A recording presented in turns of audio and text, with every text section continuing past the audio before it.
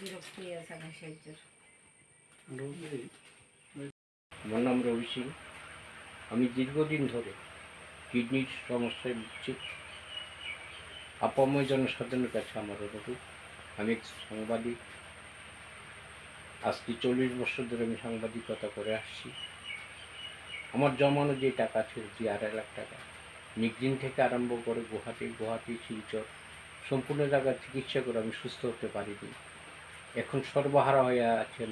তাই আপাময় জনসাধারণের কাছে আমার অনুরোধ, আমাকে যাতে সাহায্যের হাত বাড়িয়ে দেন, যাতে আমি চিকিৎসা করতে পারি বাইরে বা বহিরাজ্যে গিয়ে। সবার কাছে আমার করজোড়ে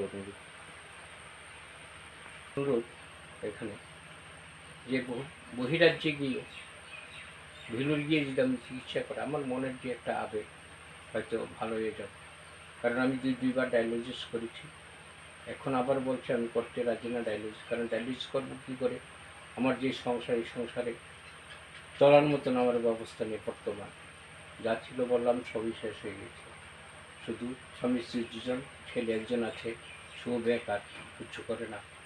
তাই বহিরাজ্যে গিয়ে যাতে আমি চিকিৎসা করতে পারি এবং আপাময় জনসাধারণের কাছে আমার অনুরোধ।